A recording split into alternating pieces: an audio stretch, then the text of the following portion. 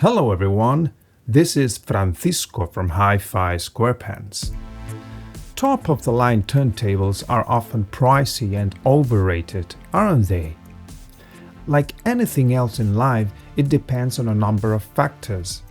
In this case, the Technics SL-1200 top model's pricing suggests an absolutely faultless machine, especially given the robustness of its younger and much cheaper siblings, GR and GR2. Even the bottom of the line and cheapest MK7 is a well-built deck capable of delivering quality sound for a fraction of the cost of the G model. But does the SL-1200G sound better than the others? To cut a long story short, yes, it does. But to what extent? Is it worth the extra investment? Unless you have a generous budget available, you must bring into the equation the law of diminishing returns. In other words, is the G model 5 times better than the MK7, as their pricing indicates? Let's dive in. I've had the chance to experiment with dozens of turntables, but for this review I'll take the Technics SL-1200 series as a reference point. In this regard, my experience is based on MK2 and MK5 units, as well as an SL-1200C, which is essentially the same machine as the MK7, but without the DJ approach. Oh, and I've also had a brief experience with my friend's GR. I must say that I duly modded my old generation models, MK2 and MK5, both invasively and non-invasively, that is, rewiring, external power supply, fluid damper, Gelco Tonearm, etc. If you believe that the older models and their current counterparts are built like tanks, I agree with you. But then you have to believe me when I say that the SL-1200G is an aircraft. The platter is impressive.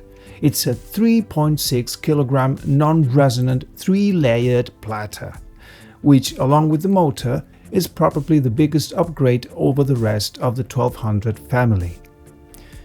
Tailored to its weight, the motor is the same one used in the SL-1000R model.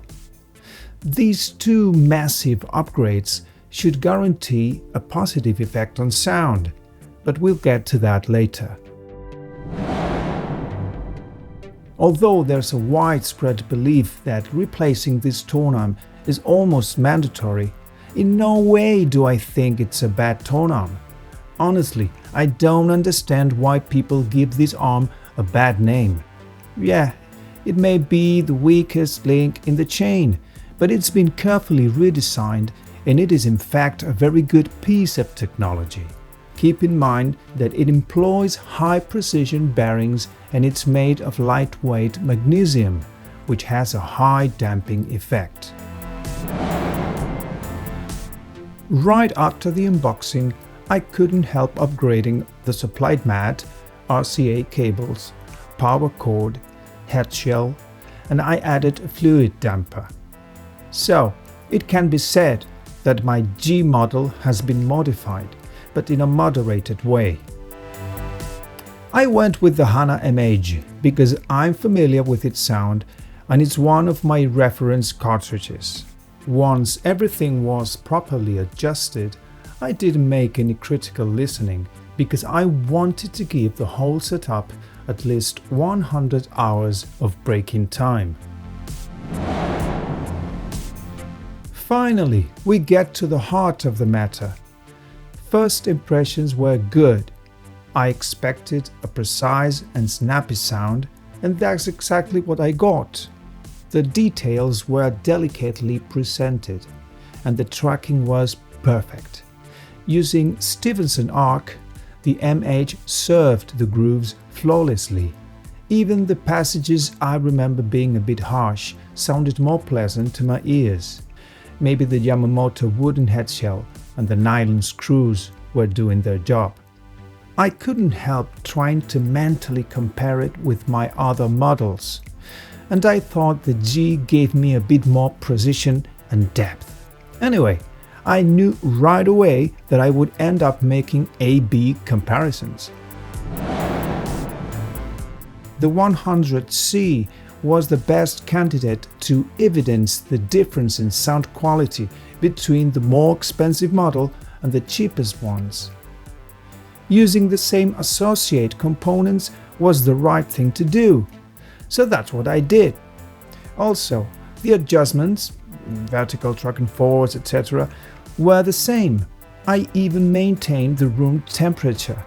I'm that rigorous. My findings were quite revealing and make me ask myself whether the difference in sound justifies the huge price gap.